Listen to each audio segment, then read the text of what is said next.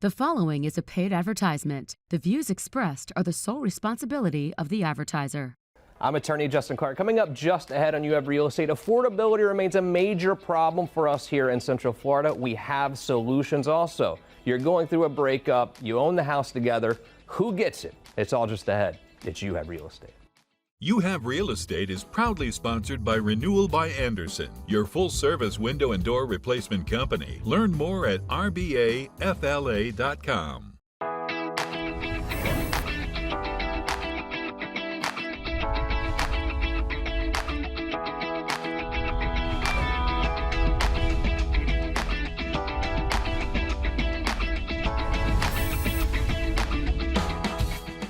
Welcome to You Have Real Estate, proudly presented by my good friends at Renewal by Andersen. I'm your host, Justin Clark. Wonderful show ahead for you today, but first, the opening statement. Look, I know housing affordability is a major problem right now. It's been a perfect storm. What's happened is prices have gone up significantly. Mortgage rates way up, insurance way up if they're not canceling you, and your taxes have gone up as well. What are some things that you can do to make your housing more affordable also? Maybe you're in a relationship or a marriage and you own real estate together. That relationship ended because they do. That's what relationships do, it seems like, for some people. They end. What do you do with your real estate in a relationship that is doomed? Wonderful questions that we will answer by asking real questions. Every weekend here on the program, we ask real questions to the truly trend-setting people in Central Florida's real estate community. I will kick it off today with father and son team. Ruined my shoes last week at the construction site, but I had a great time. Great. Mike and Chad Newberry here. Guys, welcome back. How are you? Really, great. welcome to the studio for you, Mike. We've Great. always shot with you out at the construction site the other day. That's correct, yes. Who was responsible for that party, by the way? I'm guessing Chad. It was a great party, great event. Well, that was the left brain speaking. Okay, I think he talks about left and right brain. Well, that was probably his left brain speaking. I don't know how he come up with that one, but he always comes up with some exciting stuff. You have created an amazing company called Newberry Builds with Steel. Excited to hear about it. What exactly do you do? Well, Newberry Builds with Steel is a company of Newberry Homes and Development Group. But what Newberry Builds with Steel is, we're a light gauge steel manufacturing and shell contractor, you might say. So we deal with manufacturing and designing of homes, and then we would go up and then we would erect those steel homes that we design, and also we can design other builders' homes as well.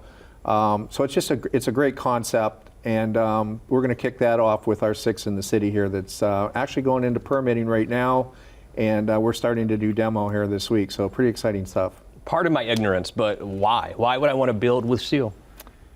Build with steel. Not necessarily your company, but just why would I want to use that as my contracting method to build my house or company? There is so many benefits to building with steel. There's no cracking. There's no warping. There's no termites. There's no water intrusion. It's hurricane resistant. It's fire resistant. There's so many benefits to building with steel that you can't get with just conventional framing block and wood, right? Also, it's economical friendly, it's recyclable, the carbon emissions. There is less waste. I mean, 2% in fact, compared to 20% for conventional building, and that's huge dollars. So consider the 2% in buckets, and then the other percentage in dumpsters. So there's a huge benefit in building with steel. Not to mention the sustainability of it, the quality that you get from it, straighter walls, square corners. That's always an issue for builders. Just huge benefits of that. Not to mention the saving in insurance premiums, which is a problem here in Florida. And when you take a look at that with no termites, no mold, all of these factors that come into play when you're getting an insurance quote, that's a huge deal. And we live in Florida, Chad. So is steel more important even maybe in Florida as it would be in Connecticut? Yeah, because I think it's mostly because of the wind resistance. So it's just a much more sustainable product for hurricane season. Got it. So, all right, I'm building a house, right? And I've watched this show on television, and I'm like, hey, I want to learn more about building with steel? What do you tell someone? How is it going to help them? Well, I mean, we do have pamphlets, we have videos. I would think to really get more information about building with steel, just go to mynewberry.com. We've got some videos, we've got some literature and backup to what steel is all about. And I would just say that mynewberry.com would be the best source to gather that information. Does the house look different? No. Looks exactly. So you can't really tell. Nope. See, I didn't even know this was an option. I literally didn't know about this. I always thought it was block or frame, block or frame, whatever, and that was the only two options. I didn't know this was even an option. The other biggest thing, another big value and benefit of building with steel the way we do it is the time. It cuts down the time frame of construction considerably, months. We can take one of our homes that are say 2,500 square feet. And when it comes out of the factory, it's ready to stand and ready to go. We actually can get it post-trade ready in 7 to 10 days. As a builder myself, building the custom homes, as you came out last weekend and you saw, to get it to that stage of post-MEP trade takes months, okay? When you're building with steel and you're doing the manufacturing side of the way we do it, it goes up in just literally days, and that's a huge savings. Why have I not really heard much about this? Why is this new to me, and why have they not heard much about building with steel, you think, yet? I think the biggest thing is now steel has been around for a long time, okay? You see a lot of it in commercial buildings, big box retail, but that's where it's known from because it was expensive. It's costly, right? But when COVID happened and just things went through the roof, lumber, all the materials, now it's just kind of came back into where it's about equal, right? So now the benefits are just so huge in the sense that now you're actually going to save money building with steel. Yeah. Okay. So and it's price parity, and it's really interesting. I was in New Zealand a few months ago, and we just because out of curiosity, I would drive through subdivisions that are under construction. All the houses and all the subdivisions were made out of steel. So I think it's very popular in Australia, New Zealand, Europe. It just never caught on here in North America, United States in particular. But I think it's starting to. I think so, and I think we need it now. Chad, Mike Newberry, great job as always. See you soon. Check them out, by the way. It's saving people money, and I think that's what it's all about right now. But you guys do such a great job. Here's what we're going to do. You're going through a breakup. The question always is, who gets the ring? Who cares about the ring? Who gets the house as you have real estate continues? Do you have allergies? Do your children have allergies? Well, at least you know in your home you are safe from allergies, right? No, you're not. The windows in your home can be giving allergies a major boost to your family, and this is very scary. Dan Brigman's here, Renewal by Anderson. You think when you're in your house, you're safe from all this outdoor stuff. But you're not. You're absolutely right. You think so, but what we've learned is as the season gets warmer and these allergies start to come out, what also happens is our AC runs a lot more, right? When your AC runs, remember, there's a return in the house. It's sucking air from somewhere. If you have broken seals in your window, that pollen, those allergenic, anything can be pulled through there, and the more that AC is running, the more those allergies that are coming into your home, and therefore you're waking up stuffed up. Get your windows checked out. QR code is on the screen right now. You talk about AC, though. When I hear my AC running, I immediately think my electricity bill. Oh, my gosh, it's that time of year where I have to pay a ton of money to my electricity bill. Windows, though, contribute to that bill as well. 100%. It's time to put a stop to the high energy bills. You have to. And there's a lot of other reasons to make the investment, but that's one of the biggest ones. What will happen is when you replace these windows, which equate to about 25% of the square foot of your home, that's a lot of glass. That's one whole wall of the house. All of that sun beating in, and on even the chilly days, that heat that you have inside going out, that will reduce your energy bill somewhere between the neighborhood of 20 and 30%.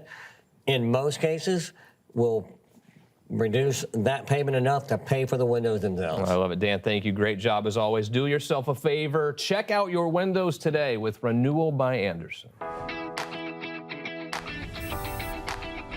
Welcome back to the show. You're going through a breakup. I want that couch. I want my ring back. I don't think these are the things we really need to be fighting about. What about the house? What about the real estate that you own together? Happy to be joined by two very good friends of mine. Brandon Stewart, attorney, family law attorney. How are you, sir? Good. How are you doing today? Dawood Benrosian is here, real estate agent to the stars. Dawood, good to see you, buddy. Thank you. It's been a while. I know. This is ridiculous. We've got to do this more often. You reach out to me, though, and it's my fault. It is. But I'm going to see you later. In fact, Dawood has a radio show, a podcast. I'm doing your podcast later today. Mm-hmm. Is there like a no cocktail before podcast rule or no? I'm just curious. I'm asking for the production team. Okay, definitely a cocktail requirement before you start. I just wanted to make sure. So whatever you would like, let me know in advance so I can have it ready. So something expensive. Okay, for sure. So the question is, Brandon, I want to start with you here. Yes, sir. I'm boyfriend, girlfriend. We own a house together, breaking up. Mm-hmm. I'm mad. Who gets the house? Well, who owns the house? I don't know. But we bought it together. Okay. Who gets the house? Are both parties on the deed to the house? Just like a lawyer. Lawyers are always like, it depends, right? This isn't, it depends. And I know because I'm a lawyer. So, all right, let's say a boyfriend and a girlfriend, that we're going to be together forever, right? And you know what? We're going to show our commitment to each other, not by getting married, but by buying a house together. We both put a little down payment. We bought it together. Now we're breaking up. I want it. She wants it. Mm-hmm. How does this shake out? So typically, if one party absolutely wants to sell the house and the other party either does want to sell the house or doesn't want to sell the house, they could do what's called a partition action. And how does that work? Essentially, one party files an action in court stating that we both have an indivisible interest in this property. We would like to sell it, or I'd like to sell it at least, and the other person's not willingly allowing me to sell it, so therefore the court needs to intervene. I think I deserve more. All right, fine, we can sell it, but I deserve more because she cheated on me. Yeah, that wouldn't matter in a boyfriend-girlfriend relationship, no? Unfortunately. It probably wouldn't matter in a marriage either, but in a boyfriend-girlfriend relationship, that would have nothing to do with who gets more money. So how does the court then decide how, we're okay selling it, how does the court determine how to split up those proceeds? So theoretically, it's 50-50, unless one party can show what's called an accounting. In other words, if they did some maintenance on the property, some upkeep, if perhaps they were collecting rent, things of that nature, they could maybe put in a claim to the court as to offset the amounts from when the house is sold to get those amounts back. Okay. So if one party spent a lot more on the house, possibly, or maybe I paid the down payment, she didn't, it's possible to possibly get that back? It's absolutely possible. There's certain situations where paying a down payment might not matter, but there's others where it will matter. And absolutely. You know, Dawood, we're living in a different real estate time than we were 3 years ago, 4 years ago, where the market has increased substantially. So when people are going through a breakup now, whereas if this was 2008, 2009, no one had any equity. Now it seems like everyone has equity. All right, I'm ready to sell. You know, she's forcing me to sell. How quickly is it taking a home to sell right now in this market? I think homes are staying on the market for approximately 50 odd days or so. Really? There's definitely an increase in inventory in the market, whether it's shifts like you're discussing, whether it's upgrades in people's lives, maybe they need to relocate. I think it's an opportune time as a buyer to jump into this market because A, you have more inventory available for you. B, you can actually negotiate with sellers in order to get those additional concessions because we're having an affordability crisis right now in Central Florida and many other parts of the United States as well too. So that additional help that you can get on the seller side will definitely help make the difference. All right, so we're going through a breakup. We both agreed we're okay selling the house. I imagine both parties still want to get as much as they can possibly get for it because then they're going to split it. What kind of upgrades, what do I need to do to a home to make it sellable? Or is it better to say, you know what, I'm not spending any money on it, and there's so many buyers it's going to sell easily anyway? Well, I think you can look at it from both perspectives depending on the circumstances. In some cases, a lot of people are pinched for that additional cash to make those renovations. But if you are going to make renovations, the ones that stand out the most is obviously upgrade the kitchen, upgrade the bathrooms, minimize all the additional items that you have in the house, declutter, declutter, make it show ready, and more importantly, make it feel as if you are actually walking into a model home. I walked into a house, for example, where this lady had 4 feet ceramic dolls in the attic, and I was mortified when I walked in there because I thought for sure Chucky was coming out from behind all of that. So definitely, it'd be best to kind of refrain from showing more of what your personality is in the house and making it visible and easy for the next person looking to purchase the house to come in and take a look at it and make it their own. Let's say this, all right. Let's say I have $5,000 to $10,000 to spend to fix up my house to get it ready for sale. 5 to 10, that's it. That's all I want to spend. That's all I have. What should I do? Definitely remove all the rainbow bright colors on each and every wall. in the house. Yeah. This is not Royal Rumble. We're not in here to kind of demonstrate what our color palettes look like. Make it neutral, declutter once again, and definitely if you can spruce up your landscaping in the front, just make your house look more presentable. Make it smell good when people walk in. I think people would want to walk in and trying to determine how they can make this space their own. Watch me put him on the spot. Boyfriend, girlfriend, right? It's one of your best buddies, and he loves his girlfriend, but they're not ready to get married. They're cool, just how, who needs a piece of paper to solidify this type of attitude? He says, Brandon, I want to buy a house with her. What should I do?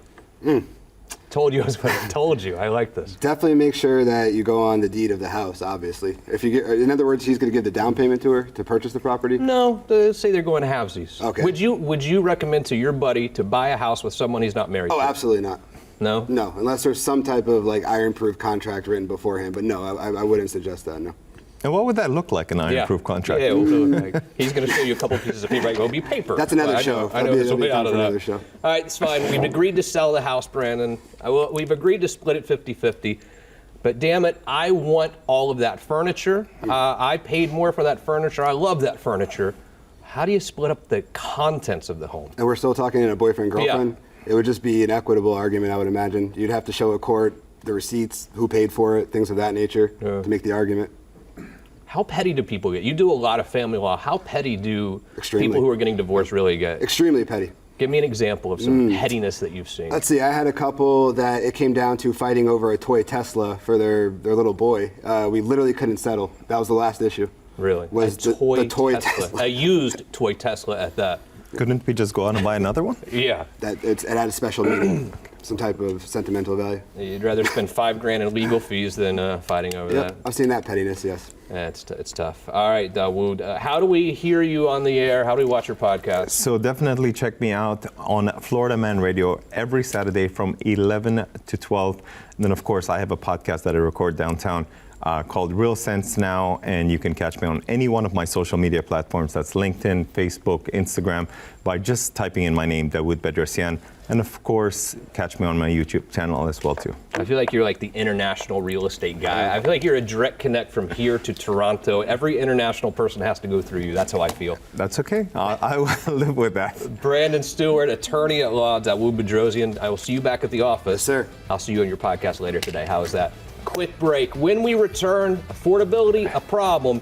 I have a solution as You Have Real Estate continues. When our AC unit broke, it was clearly broken. We knew we had to get broken. It was done. It was, you would say, toast. It was toast. But there are some things out there that people, maybe it's not totally broken. There are 8 ways that you know it is time to upgrade your AC system. Number 1, your electricity bill. A drastic increase in that electricity bill, that's how you know. Number 2, unusual noises or odors. It can smell. I thought that was just you. No, thanks. Yeah, you might be smelling more because your AC unit is not working. It's not cooling or heating efficiently anymore at all. And you can tell if there's poor airflow to your unit. Dripping water or producing too much humidity. We don't like humidity at all. No, absolutely not. And constant repairs. I mean, you don't want the AC people out all the time. And you can't even buy the parts anymore because they're already discontinued. That's when you know it's too old. The refrigerant that it uses has a high global warming potential. In my case, I had to replace the air conditioning unit in my new home because, again, it was just broken. So what did I do? I replaced it with the Duquesne Lynx inverter, and believe me, it's been an amazing choice. With Duquesne Lynx, I sleep like a baby every single night because it's incredibly quiet thanks to its quiet shift feature. Also, being a quick link inverter technology unit, I'm saving on electricity consumption and, of course, money. Show me the money. That's what it's all about. Duquesne Lynx inverter heat pump offers a high efficiency of up to 18 SEER and up to 10 HSPF. It also provides 5 modes of operation, 3 cooling and 2 heating modes. To learn more, look at the information on your screen right now. Thank you, Duquesne. I'm attorney Justin Clark. If you've been threatened by the IRS and are feeling scared, call me now or visit youhavepower.com.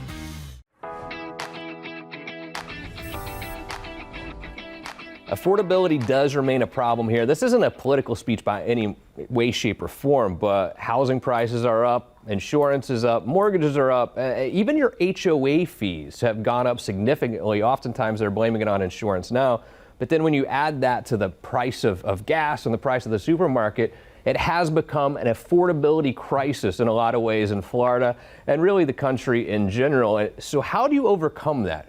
What can you do? You know what you make every week or every month. You know what's coming in after you pay taxes, and that's the money that you have to spend on housing and otherwise. Even rents. Rents have been way up recently. What do you do? And it was really when I met Elisha and Luis from Ocala Realty World when I realized that, first of all, Ocala is not far. Ocala is beautiful. Ocala doesn't really have a lot of HOAs. Yeah. And Ocala is just more affordable at the end of the day. It is a more affordable place to live. How much more affordable is it in the Ocala, Marion County area? It's still almost 40% less than Central Florida. Makes a huge difference. And we've talked about this before, but I think a house that would be $500,000 here, that's like, what, 300-something thousand in Ocala. And that makes a huge difference on your mortgage payment. A lot of what we do, Luis, at the law firm is we help people who are fighting with their HOAs because HOAs can be an absolute nightmare. I feel like HOAs aren't quite as prevalent or powerful in Ocala either. I don't think they enforce it a lot. Yeah. It's just more like voluntarily. Thank you. In a lot of ways, thank too. you. Yeah. And a lot of communities don't have an HOA at all, or if it is, it's a voluntary thing. Why do you think that is? It's a rural area, so there's a lot of neighborhoods that are deed restricted, which is good because it stops the homeowner from parking work trucks in their front yard and keep the integrity of the neighborhood. Yeah. But the hundreds of dollars a month for amenities and those monthly fees, they don't exist that much. I mean, there's some developers coming in with neighborhoods that they're starting, but compared, as a county as a whole, there's still not that many. Right, but it's a beautiful place to live as well. Again, I feel relaxed as soon as I get off, 75, and start heading to your office. I feel a sense of relaxation. I feel like the people are nicer. It feels like the South to me. I feel just like I'm almost transported out of Florida in some ways. Yeah. Why did you guys decide to make the move from Miami to Ocala? It's just the environment, going from Miami to Ocala, we can leave, you can leave the garage door open. Most of the time you don't lock the doors still, you don't lock the doors. Right. The kids can be playing, leaving their bikes, hoverboard, everything outside. You wake up first thing in the morning, and then they're still there. If you do that in Miami, and you have a problem. Yeah, you two growing up in Miami, I mean, you kind of know how Miami is a great place, don't get me wrong, but a lot of people think, I don't want to raise my kids there or whatever. Now, Orlando in some ways has become sort of Miami-ish in a lot of ways, and it can be, especially into the city center, maybe not a great place to raise a kid. Maybe we have some schools that aren't so great. I'm not bashing the public school system, please don't get me wrong. But you know what I'm talking about, right? Ocala, I feel like, is a wonderful place to raise children and a very safe place to raise children, just like you did. Oh yeah, absolutely. And the school, they're actually building brand new schools on every quadrant of the county because of the influx of people moving there. So they're preparing ahead, finally, for all of that. Yeah. If you find yourself renting here in Orlando, or you own a house that you think maybe you can't afford and you want maybe a slower pace of life, you're just tired of the rat race, I get it, trust me, I'm in it right there with you. Talk to Ocala Realty World, talk to Luis and Elisha. A QR code is on the screen right now. They will send you listings as they come up, or sometimes they even get pocket listings that they could, if they know what you're looking for, call you and say, hey, we've got this coming on the market. If you want to buy something in Ocala or Marion, even the Villages, if you're looking to retire, they can connect you right away before anyone else can see this stuff. But it's not just for you living there. It's not just for your primary home, guys.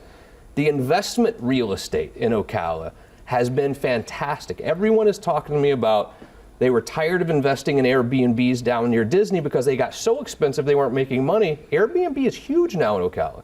Yeah. Why has that happened? How has that happened, you think? Well, you're returning the money is a lot better. Yeah. You buy a waterfront property in Orlando, I'm pretty sure that it's going to be over probably $1.2 million. You can still get properties in Marion County between $475 to $699. Right. On the water. On the water. Really? Yes. And it's incredible. And then you rent this on Airbnb, and you can really make money. Yes. Oh yeah. And also close to the equestrian center. Yeah, horse country. Even under $400,000, you could just buy a property on an acre maybe not with a barn, but just to be able to stay close to the equestrian center. Yeah. I had a client who was doing like these prefab type houses that she was putting, I think in Sumter County, and said she was making like $8,000 a month on Airbnb or something like that. And I think this is directly related to the tourism in Ocala. I think led in a lot of ways by horse country, so to speak, in the World Equestrian Center, has really made it an attractive place for people to come visit. Yeah, I remember the aquatic center. Yeah. I did my research. Oh, good. And yeah, so it's an Olympic training center. Really? For swimmers, yeah. So, and we don't have resorts and hotels like we have, but nothing like Orlando. So Airbnb, it just makes sense. Olympic swimmers. I'm okay swimming in the pool. It's that high dive thing that scares me. My daughter was making me watch these videos, like a GoPro of this lady going off the high dive. I was like, no. I was like, don't get any ideas for yourself, number one. And certainly I will never be caught dead on Me neither. one of those high dives. No. And they were doing like, flips. If you go ziplining, help you with the height thing with the zipline. Oh, yeah. Luis, Elisha, great to see you as always. here. Ocala Realty World. QR code on the screen right here for investing in real estate or buying the primary home for your family and a place that's beautiful but also affordable. Ocala Realty World. Wonderful job. Thank you so much to all of my guests today, to my amazing crew. Great work. Most importantly, thank you. See you again next week for more You Have Real Estate.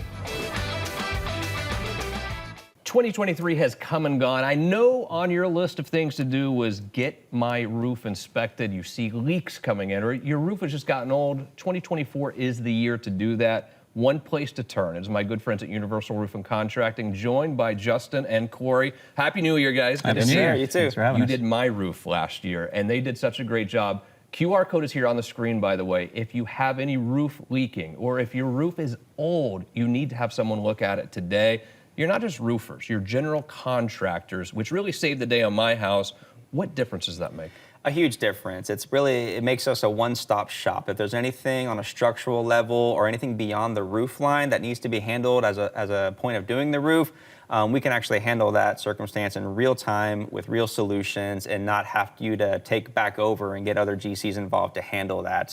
So really it just makes us very versatile, and it allows us to open up a huge book of services to make sure all your best needs are met. A lot of roofing companies gone out of business, getting bought up right now, and they're doing that because when they get the phone call, they literally don't go to the person's house. They get an aerial photo of the roof, and they call up and say, okay, we're going to put a new roof on. Not your strategy at all. Not at all. It just happened yesterday with me. Yeah, the homeowner was surprised I showed up, and I'm glad I did, because there were so many little intricacies about the roof that had to be addressed to make a proper scope of work. So we're big believers in showing up, doing a proper inspection, making sure that we're going to address everything so there's no surprises on the back end. With my house, we were able to file an insurance claim thanks to you guys, really. You helped me through that process. Sometimes you can't file an insurance claim. For the people who have to pay, you have payment plans available that make it really simple. Absolutely. Financing is a real thing out there. It's a useful tool. It's a way for us to not only get your roof done, completed, but you can defer all your money issues until the next year, and then we can still get your roof done in real time. Thank you guys for all you did for me, all you've done for our audience here. Do yourself a favor. Check out Universal Roof and Contracting right now.